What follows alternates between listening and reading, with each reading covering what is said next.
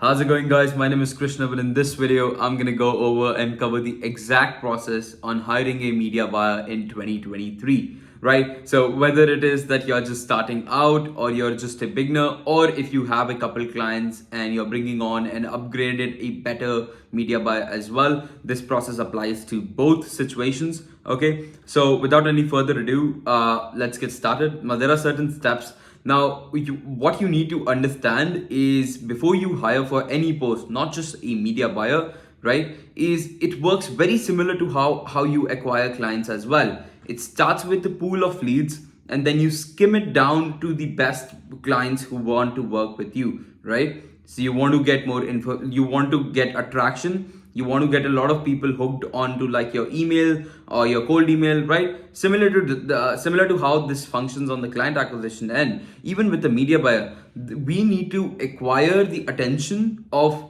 a lot of prospects who would potentially like to work with us before we skim it down to the best 2 to 3 people and then pick one out of them. That's how you pick the gold, right? That's how you pick people who will actually stand out, who will actually want to work with you and are very, very skilled at what they do as well. You do not want to be just another guy who hires like a media buyer off of like Fiverr or Upwork, right? Because if like no like I don't want to like bash like Upwork is a great source. I personally use it as well, but a lot of people just when they're starting out and if they do sign a client, right, they just go and try to pick the cheapest option available in the market. Hey, this guy is gonna run ads for like my agency and my client at like $300 a month. That's not how that's not how you get good media buyers on board. So I would recommend you to, even if you're starting out, once you have a client on board and you're trying to deliver services, start out and work with good media buyers. Don't shy away from paying high as well, because in my case, I learned a lot of about like my service was paid advertisements, right? And I learned a lot about my service when I was starting out from the media buyer I hired. So it was very, very essential for me to hire a good media buyer. So while he was running my own ads, I could learn and see what he was doing and just ask him questions in between, right? So I could get real practical experience. The goal there is not to earn more money from like the first couple clients. The goal is to understand your service better. So yeah, the first step when you're starting out and when you're trying to hire a media buyer is to have a proper job description in place. So craft out a proper job description. Okay, what are you looking for? What will they be helping you with? What will be their other duties as well? What are the minimum requirements they need to fulfill to even apply and work with you, right? So for example, like some things which they'll be doing would be writing the copy for your clients, setting up the Facebook campaigns, setting up pixels, right? Doing the daily management, giving you end of the day reports, communicating with the client as well, right? And some requirements which could be is just having experience in like Facebook and Google ads, right? Good communication skills, because you want it's a client facing role as well, because they'll be interacting with your clients, right? They should be fluent in English. They should be analytical, right? So it's important to map out all the things you need from people.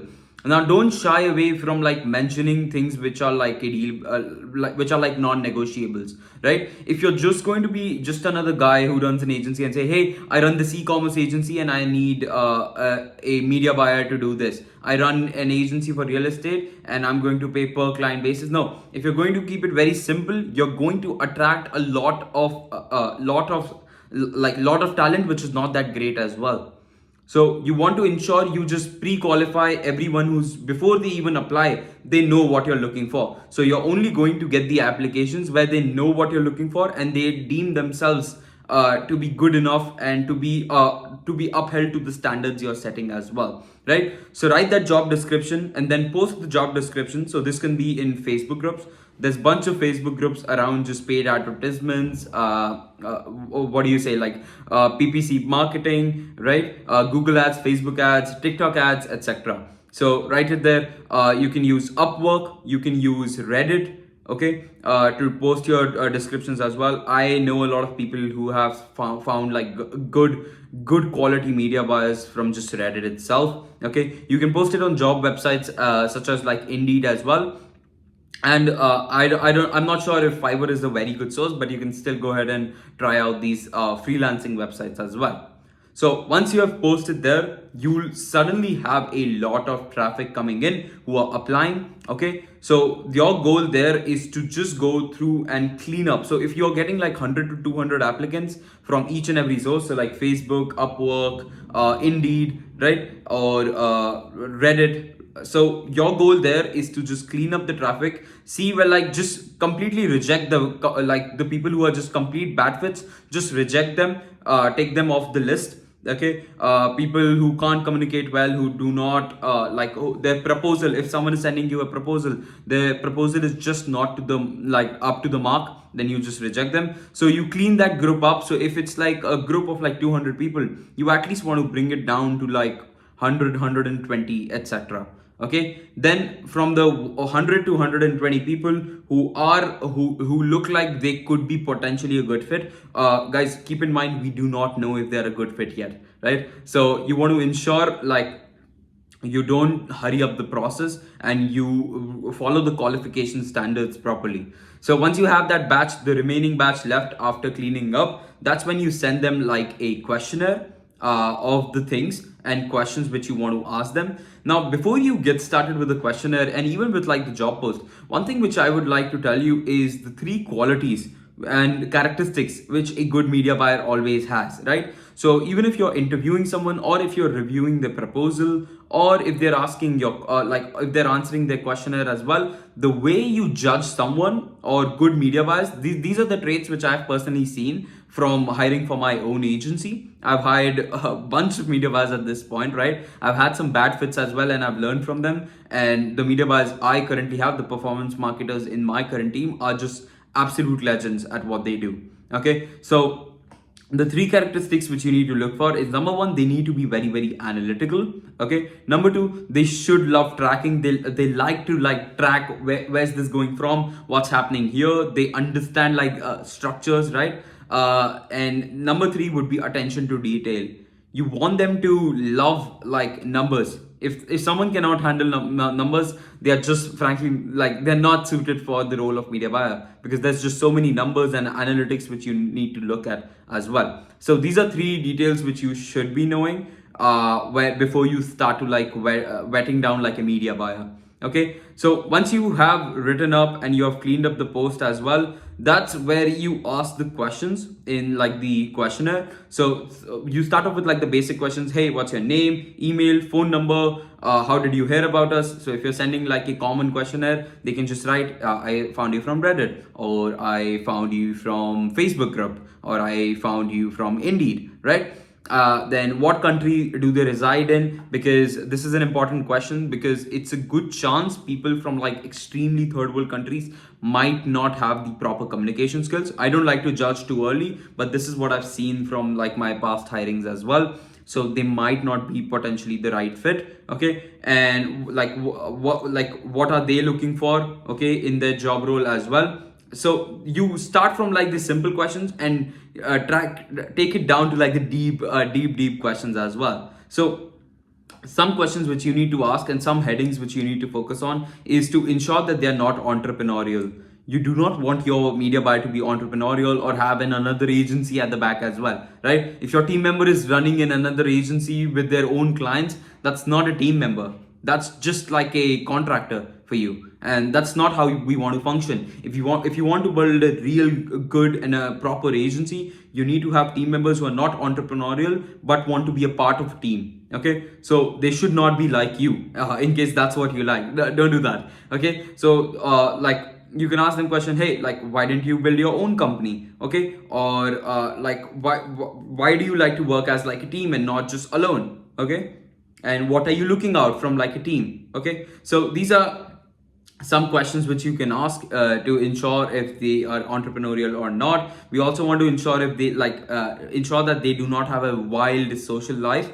It's okay for some people to be somewhat social, but you don't want your media buyer who's in the trenches working on your clients' campaigns to be like extremely social, where they're just traveling all the time or partying all the time, right? You want to ensure they travel less during a year. And like what do they do in their downtime as well when they're not working. You want to ensure what are the activities they get themselves involved into. Like if it's something like reading and spending time with family, that's good, But if it's like just partying and going out every other day, that's probably not a good potential prospect to work with. Okay, and then you come down to like the details of their actual job as well. So what has been the ad spend they have spent till now? What were the campaigns they have ran till now, which they were the most proud about, right? Let them write it, have big paragraphs. And if someone can't even sit, if you think that like it's too lengthy and someone won't fit it out, that's probably not a good fit, right? Because if someone cannot even take out the time to write out and answer all the questions, and do not even have the capacity to do that,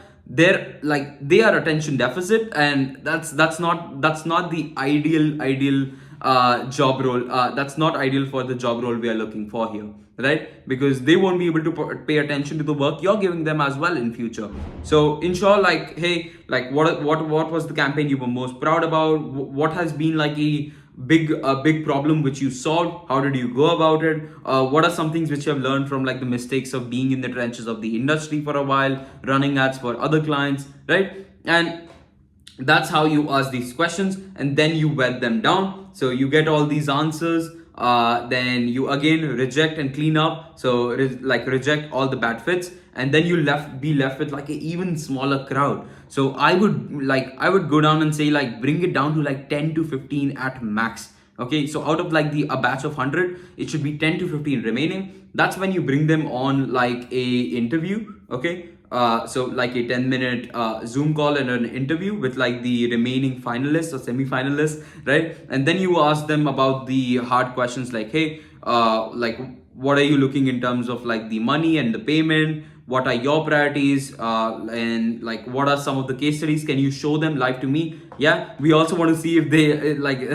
they walk the talk, right? They don't just talk. So if they're just mentioning stuff to you and they can't show it, they are probably faking it as well. I've had some prospects who have just faked results just to get hired, and that's something which we do not want to end up in. Not a situation we want to end up in, right? And another thing which you definitely need to ensure you look at is their personality, because hey, they might be the best media buyer in the world, but if you do not like them personally, and you can't see yourself working with them, hopping on meetings with them on a day-to-day basis, they are not a good fit, right? You want to work with someone you actually enjoy working with and you feel good about, not someone like you completely hate. You don't want to be working with someone you hate, right? So these are the questions you ask on the Zoom call, and after that, you do not again rush the process. Take your time and bring that down to like the last like 2 to 3 people, or if you can just pick one out of them. Okay, and from there again you bring them on a large scale interview and you do like the final analysis, where hey, this is what we're up to, this is what we're looking for, are you fit for the job? You can go ahead and go even more in terms of the depth of the like just asking very very hard questions, and going in the depths of like, these are the type of clients we work with, how would you go about doing this, how would you going about that. Now these questions really depend on like your situation. If you can just get done and hire from like after one interview itself, and you only have like a batch of like 5 to 6 people and you have to pick one, that's very easy to go about it, from like looking at and reviewing all the interviews which you take. Keep in mind you always record the interviews as well, so that you can look back at them, right? And always take notes as well. But if it's a even like, in case it's a bigger slot and it's a bigger lot, right, then you need to take another interview and like one final interview and make your decision. But while you're making your decision, again, don't rush it. Be very calm. Think from a very logical standpoint.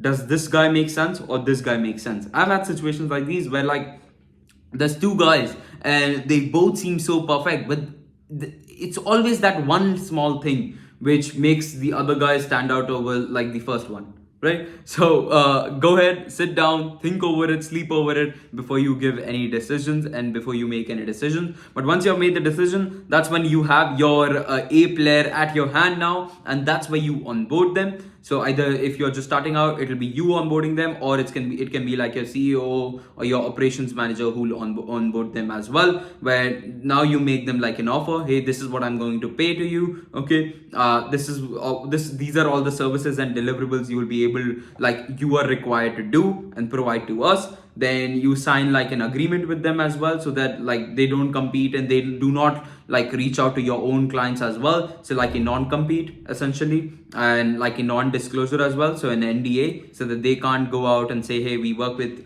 this guy and these are my clients, right? So you want to sign like an NDA and preferably like a non-compete as well. Then you set up communication with them, you set up the calendars as well, you give them access to the ad accounts as well, and you set up their payment process as well. But yeah, that's basically how you hire a media buyer, how you go about looking, then vetting down, skimming through the list, and then coming down to like the final A players and hiring them and onboarding them. So yeah, that's basically the process. Hope this makes sense. If you found this video useful, I also have a free private community for agency owners, beginner agency owners who are just starting out and want to scale, and I share a bunch of other stuffs there as well, so you can go ahead and join it from below. I'll leave the link in the description, but I'll see you in the next one. Okay, see ya.